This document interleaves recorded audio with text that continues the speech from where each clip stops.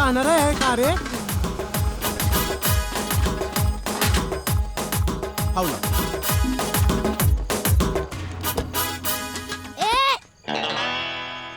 एन्ने केन्ने रास्ता तो अन्ने बा। हमनी के गुड्डू बाबू बुलवले बड़े। मामा ए नानी नानी ए नानी का रे? नानी रे का रे? मामा लड़की बुलवले बाड़े। हाँ चला नानी चला आओ। चल अरे सरवा जांगर चोर बाड़े का रे? खाना नहीं की खात? दिन देखल बाकिए रहला का हे भगवान। चल चल चल हाई पकड़ पकड़। चला नानी। अच्छा का रे आय ऊ तो बलेला बढ़लही बा हाँ। आ तोहनी का तो ओकरो से बलेला बड़ा सन। भाग यहाँ से, भाग, अरे दादी भाग यहाँ से, भाग यहाँ से, भाग ना तो। आज हमर लाश गिरी आ चाहे जेल जाए बाकी तोहरो लोगन के सुधार के छोड़ब। भाग, भाग, भाग यहाँ से, फुकनी के भाग, भाग यहाँ से, भाग।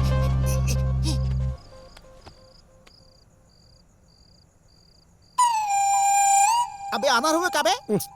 अरे अनहर चल नंबर डालकर हम बोला थी। नंबर फीट बा। डालकर हम बोला थी तो के दिखाता बा। हाँ बोल। 5 2 8 7 हाँ 12 12 12 12। 12 12। हाँ हाँ गुड्डू सब मामला ढंढमंड हो गई। हाँ दादी के ओके काबे रे? दादी के उठाओ बा। दादी को उठाए खा। हाँ। चल याहू चल। हरम जादू अगर आ गई लोगन हमरा दुआरी पर तब मार के टंगड़ी तोड़ दे। बता देता नहीं। हाँ अरे अरे ये करे रे बोले लवा अरे कहाँ ले जाता रो? Good morning doctor. Zubaida good morning. Bed number 2 के बीपी चेक कर ली। हाँ जी। बेड नंबर 3 के शुगर लेवल बढ़ल बा। बढ़ल बा का हो गइल मैडम? नो नो नो नो नो का रहली यार यस यस हाँ, यस यस। जी। बेड नंबर 2 के बीपी और बेड नंबर 3 के शुगर। यस और लेडी वार्ड में फूल कुमार की विशेष केयर करे बा। ठीक बा? प्रसव भइल बा जी उसके। जी मैडम। प्रसव भइल बा। नो नो नो नो नो फूल कुमार ते मां बने वाला बड़ी है। जी हाँ। जी मैडम। ओफो मैडम कहाँ? मैडम वो पेशेंट के ऑपरेशन। ओह जी बिल्कुल। मिलते नहीं ऑपरेशन वार्ड में। जी मैडम जी आओ जल्दी। जी आवता नहीं।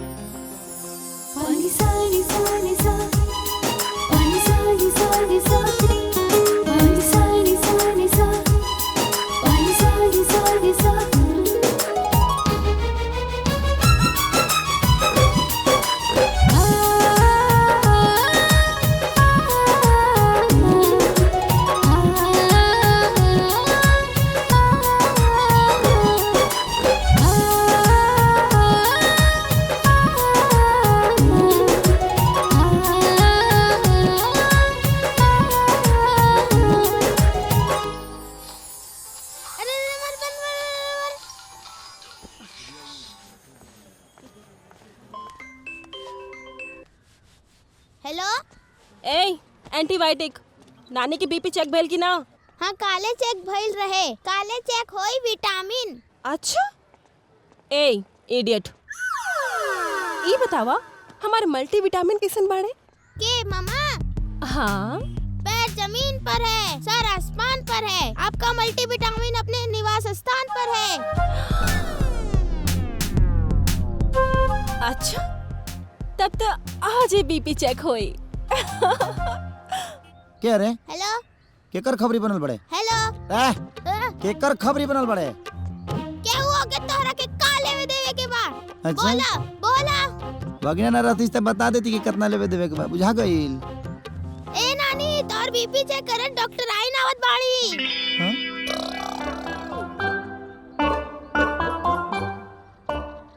वो यहाँ आवे उससे पहले निकले के पड़ी।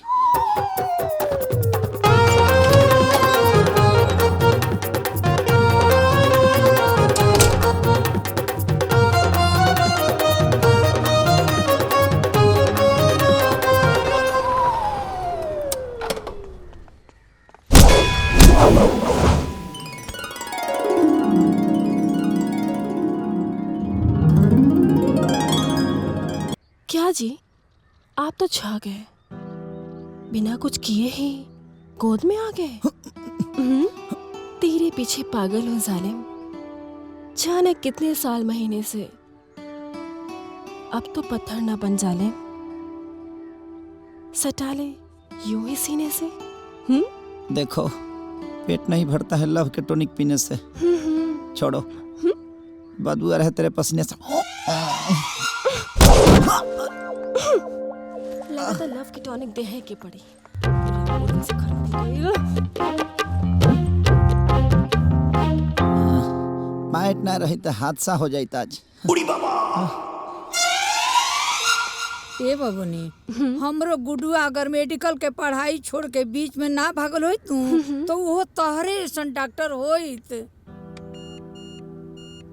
जायदी दादी, गुड्डू ना एक दिन जरूर सुधर जाइए।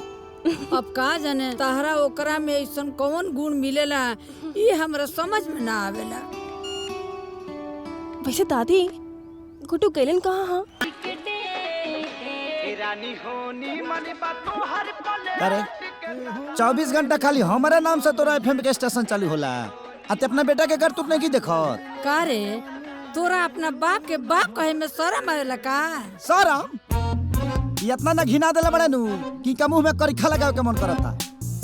बतावा, वो ऑर्केस्ट्रा वाली के मुंह में पैसा धरावता रे, आ कमर में हाथ डाल के लपकावता रे।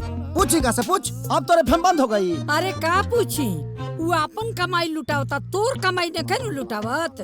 हैला तनी मक्खन खा ल, ताकत होई। हाँ ला। अभी कहाँ ताकत बाई का? और ये फाट जी है मक्खन खा के, बुझा गई। अब तक ना पूछबे कि काहे ऑर्केस्ट्रा में जाके हिलावता रे। अब हम इनका से ना पूछब, अब हम तोरा से पूछब। रे झुंझुनुआ, तनी खाता बहिले होता, ले आउ एकरा के सुनाऊ। कृपया ध्यान दे। बाबू जी ध्यान दे देब नु तहिया तो दुनिया में ना रहबे, अरे बुझा जो- गई। अरे रुक जा। गुड्डू बाबू द्वारा एक हफ्ते में बर्बाद की गई राशि 2,16,000 मात्र है। रे नस्पिटा, अरे मत मार रे एकरा के, मत मार। अरे मत मार रे, हाथ कापी। सब रखबे हमार। अरे कुकुर, अरे तू भगिना के ऊपर हाथ छोड़बे रे, तोर हाथ कापी रे।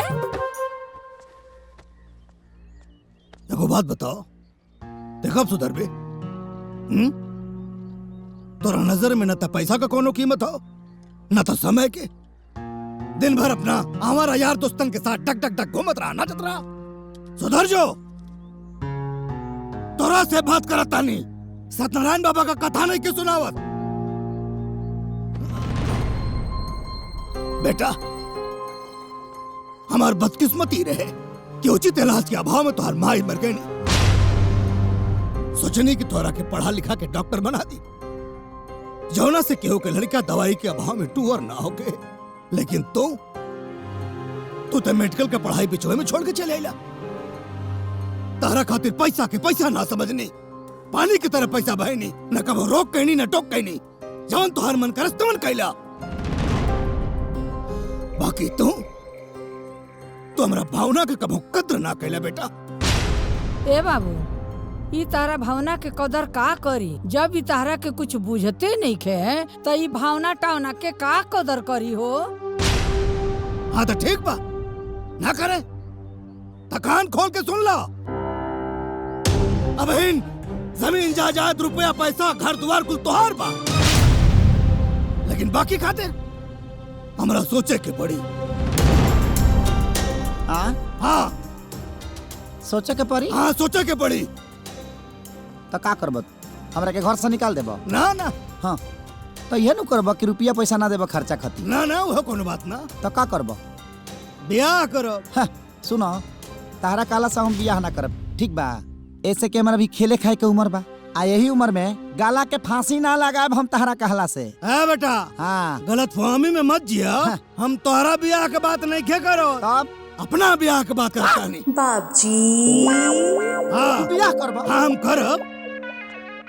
सुना तारू, अब एफएम चालू ना होई चालू।